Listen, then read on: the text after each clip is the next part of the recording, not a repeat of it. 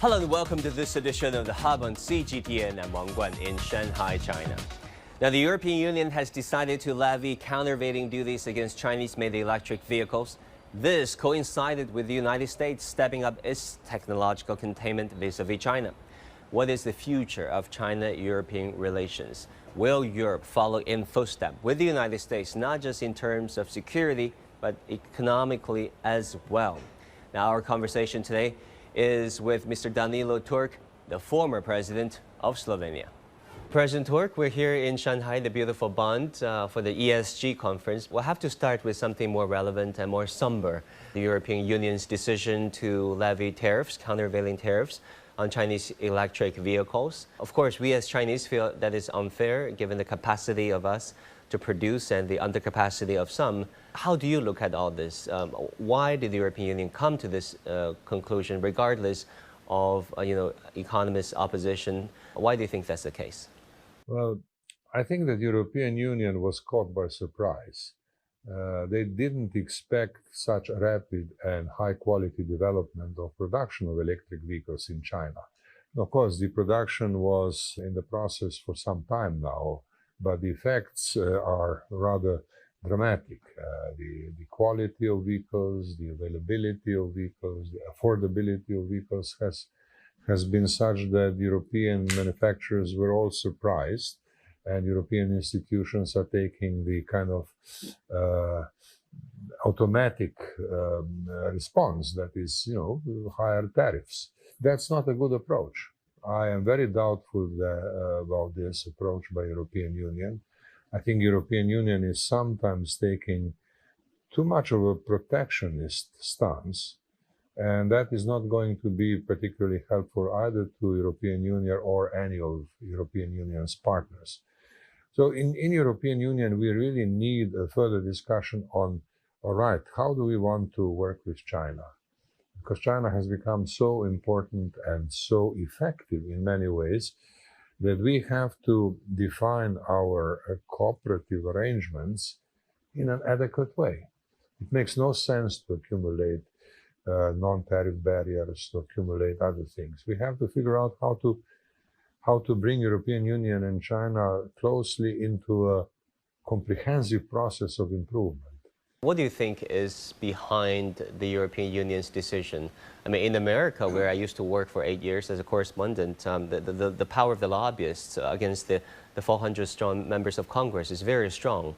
In the European Union, according to your best analysis, what do you think is behind? There are several factors. One of them is obviously the lobby of European automobile industries, who feel threatened, who feel that this competition can be rather serious, which is not an entirely new phenomenon. I remember the time when the Japanese vehicles started to enter European Union. It was also a lot of panic at that time.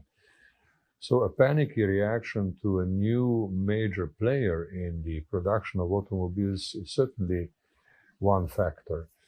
But it's not the only one. I think European Union is still in the process of trying to figure out how to deal with China, if I may put it this way. See, European Union has defined China as a partner, as a competitor, and as a systemic rival. I must say that I don't like the idea of systemic rival, because, of course, we cooperate, we compete.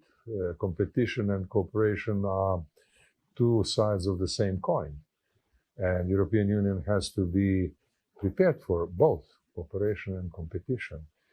But systemic rivalry is a problem, because I think we should be wise enough to build a common system, a system which is globally beneficial to all.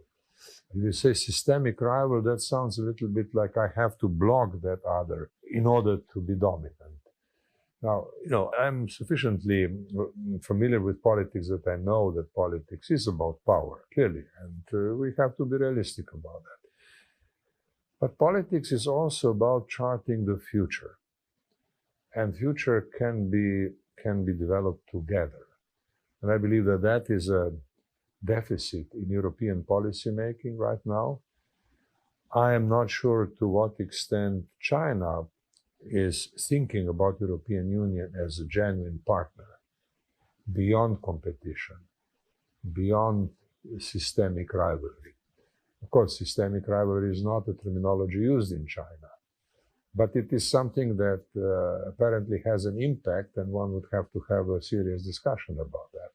And in your opinion, policy making or politicking is inevitable, but policy making is also about making sure we move in the right direction. And do you think that by partnering with China, economically at least, that's the best approach for the Europeans? For me, yes. No, one has to understand that European Union is not a coherent system. European Union consists of a number of member states, and member states are different. And there are different political forces in charge of different member states of European Union.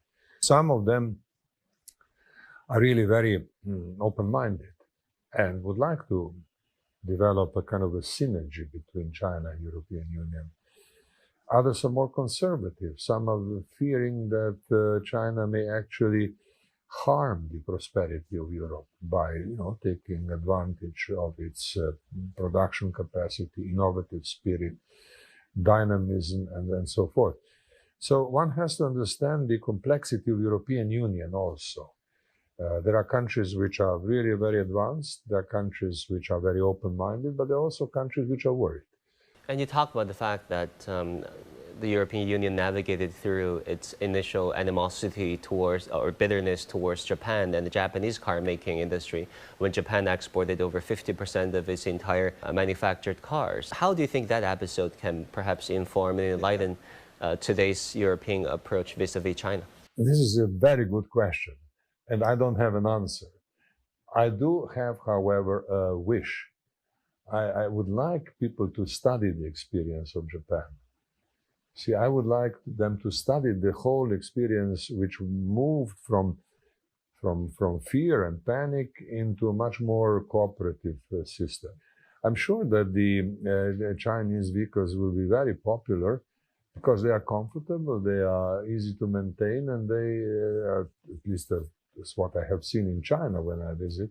These are the kind of cars which are very good for families, which are very good for various activities beyond actual work. So they have advantages. I'm sure that over the years this will be sorted out. I'm an optimist by nature. But I'm old enough to remember how skeptical people were about Japanese cars when they first arrived to European markets. One has to learn from past experience, and one has to learn fast because things are changing. Do you think it was easier for Japan than it would have been for China, considering the fact that Japan was a staunch ally of the United States, so was NATO, which incorporates much of the European Union, or the other way around? And then in this case of China, it is obviously a target of the United States of a strategy of containment and suppression. Well, look, I mean, this may be a factor, but it is not a decisive factor. This is not really so important. Of course, everything is happening in a political atmosphere, in a climate which is not good, which could be better. But I don't think that the difference is so dramatic. The lack of trust which we experienced vis-a-vis the Japanese cars many years ago was in fact relatively similar to what is felt vis-a-vis the Chinese vehicles nowadays. Although, of course, China is moving much more rapidly. China was a major market for European automobiles for years now. And now, at sudden, it becomes a major supplier. And that's difficult to manage. So I think that there are certain basic differences here between the current China experience and the previous Japan experience for Europe. But I would like that the Japan experience is taken as which should inform us on how to live in a globalized world. We don't have to produce all the cars in Europe. We don't have to do that. But of course, we have to move beyond the current state of play. That's not easy. And European Union is a complex system. Also, political differences within European Union play a role. So it will require patience, persistence, hard work. President Türk, how do you envision, or should I say, what kind of security relations do you expect to see between China and the European Union? considering the geopolitical environment, the war in Europe, in the Middle East, and the rivalry between China and the United States that is being ever intensifying? Yeah. In the short run, I think we are likely to have some difficulties because European Union and Europe generally, they are not well prepared for changes. And this whole process of internalizing the need for change will take time. I don't think that we can hope for a swift transition or a swift understanding of the new needs. I think that the future of the security in the world is only global. I don't think that we can, rely on military alliances only. We have to figure out a global system. And that is not going to be easy, especially since Europe is now so influenced by the war in Ukraine. We would need to find a better way of managing things through collective security. Mr. President, do you think that the underlying logic of world affairs that is governed pretty much by the United States, who thinks itself as a benign hegemony, and where realism is really the rule of the day, whereby it believes that eventually nations will be vying for their own best interests, and therefore you've got to have deterrence, you've got to have force so strong that peace through strength, so-called by Trump. Do you think that underlying theory has, in fact, brought us more destruction, especially in the 21st century, than it would have been had other schools of thought prevailed? Well, the short answer is yes. I mean, this has been a very unfortunate development. And I think that the notion of a benign hegemon is not realistic, because hegemons always impose their views on others. That's the essence of hegemonic rule, and that cannot be benign. I think that benign hegemon concept is actually quite harmful, and one would need to look for, and as an alternative, towards a concept of collective security, a collective security which is open to all. It should be inclusive, collective security with a responsible core. It's a responsible core. Now, of course, that responsible core means current 5 members of the UN Security Council who have to come back to their capacity, ability to work in concert.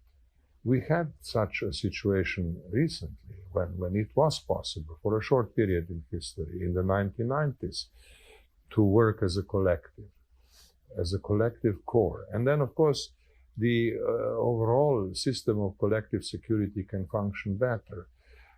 The Secretary General of the United Nations of that time, Boutros Ghali, was asked in 1991 to write an agenda for peace.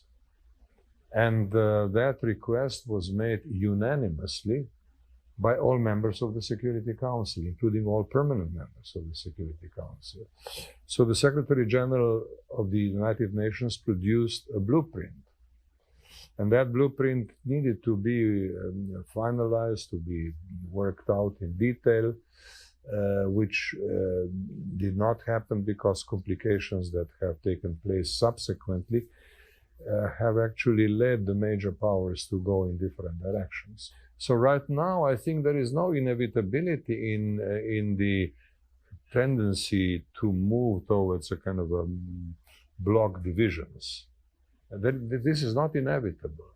But of course, it's difficult to overcome that because the political leaders will be bound by their constituencies, their ideas, by their think tanks, by their opinion makers, influential actors of different kinds, and that makes it more difficult, sometimes perhaps even impossible, to come to a cooperative model for the future. Sometimes reality kicks in. Why do you think the Americans are so intent on beating down on a close rival, a close number 2?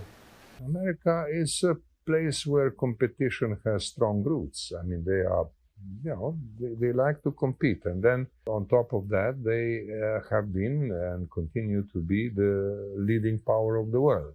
And that certainly creates a mindset. That creates a mindset even by those who would logically be more open-minded to cooperative patterns. The mindset is clearly very self-centered, quite hegemonistic, and that it's not going to be easy to change. But look, the important thing is that change is peaceful. That's the only important thing. Because human beings can manage everything as long as they remain peaceful, as long as they don't choose military means to, manage their differences. So I hope that this peaceful attitude, which we still enjoy, will continue to prevail, and that search will happen within such a peaceful framework. But sometimes one has the feeling that this clash of civilizations thought actually guides some of our American friends in their policy making. And that's not good. I think one would need to go back to say, all right, clash of civilization is a danger which we want to avoid. How to avoid that? Well, by better management and better cooperation. Some institutions which are designed to improve cooperation should be reformed, including the International Monetary Fund and World Bank, which are becoming more and more central. The United Nations Security Council should be strengthened. That may mean perhaps a few new members and some other changes. So the international institutions can be improved, clearly, but that is not going to be enough. I mean, what we need is really a political maturity of decision makers in the most powerful countries. If we have that, I think that problems that we now see can be managed and can be resolved. But of course, we do not know whether such capacity exists. I really appreciate your characterization advocating for political maturity, because to borrow the word of Francis Fukuyama, the current US system is hijacked by constitutional rigidity instead of political maturity. Yes, and of course that's the how should I say, the challenge of pluralistic politics which is based on plurality of political parties. They compete, and sometimes their competition is rewarded when more extreme positions are advanced, and that's an inbuilt danger, inbuilt in the system. And of course, that requires very wise leadership to figure out, all right, we certainly compete and we would like to be more powerful than the other, but we also have to be responsible because we are a great power. We are the greatest power of our era, and we have to be responsible in these sort of things, not allowing competition and struggle for power to take over every issue. There must be a consensus about certain basic issues which are important for survival.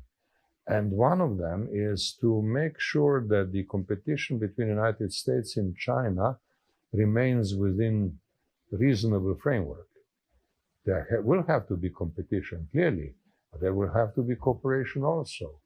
And the kind of conceptual framework for that, which could actually provide the necessary basis for both competition and cooperation, that's the main strategic task.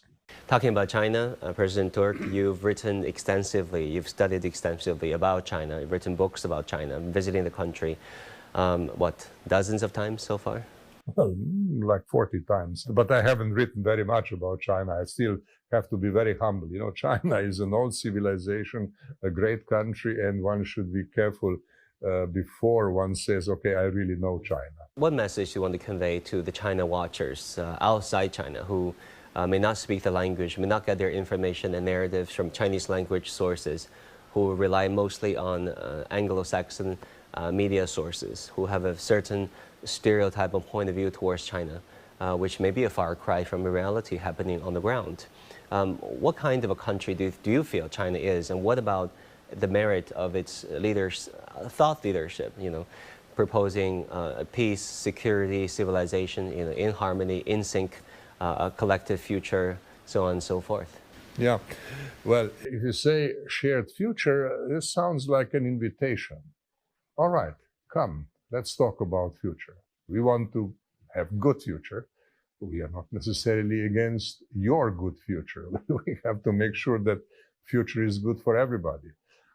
So if you talk about destiny, that might sound like, well, no, we are destined to go in a direction which we do not control, and which may actually end very badly for both of us or all of us. So I think that this choice of concepts is really very important nowadays.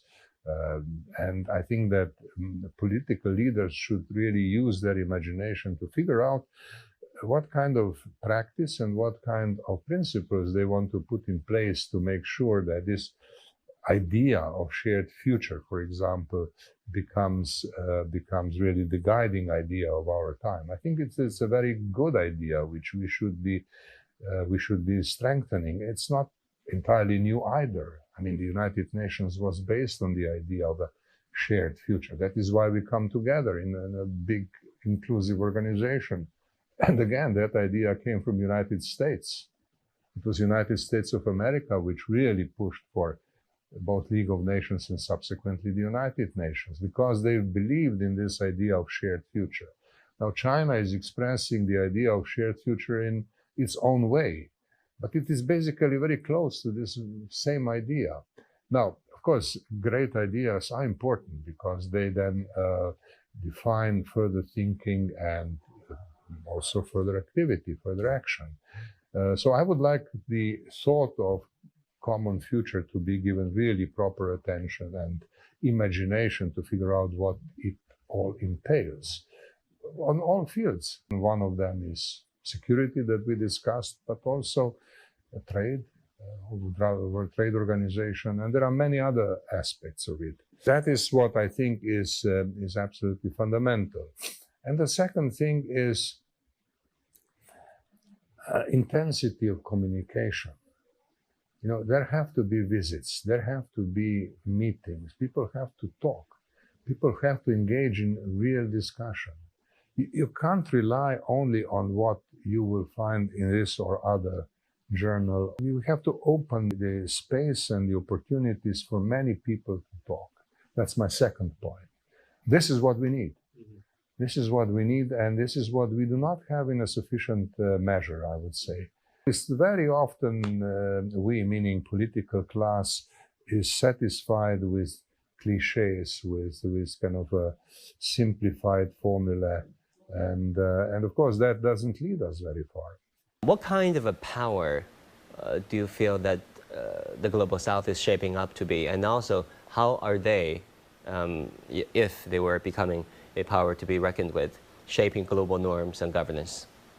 Well, look, I belong to a generation which witnessed the creation of another concept some 40, 50 years ago called the New International Economic Order. That was built in 1970s. The main conferences were in 1973, 4, 5, 6, mid-1970s. It's half a century ago. New International Economic Order. And that was a concept that was developed by the Global South. It was very legalistic. Principles, rules, norms, institutions, these sort of things. And that, of course, looked at that time as a possible way forward. Now, it didn't happen that way because the developed world, the global West, so to speak, offered another option based on the idea of free market, based on the idea of trade negotiations, which, of course, give a big advantage to more powerful players. And of course, the whole financial system, which works in perpetuating the power structure that existed before the 1970s.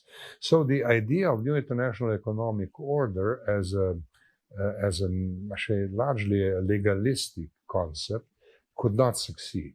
What we see now is different. It's very different. Now we see mobilization of BRICS, which is an interesting group of countries. We see a leading role of Brazil. which is an important factor in this. We see a completely new power structure enabled by China, because China has risen. China is a major player which has demonstrated its critical role in the latest financial crisis some 10 years ago or so. And it's obvious that this is a new power dynamic that is taking place, which can work to the benefit of the global south. That the new power dynamic, which is created by some major players, like in particular China, but also Brazil, Russia, and others, their intention or their effort to offer new ways of approaching these issues, new ways of discussing and managing discussion on these issues. We'll see what comes as a result. We don't have a good sense of that as yet. But then again, I think one of the issues that will have to be put on the agenda is, how do you want to use the United Nations for the purpose? Because United Nations remains the only inclusive institutional network.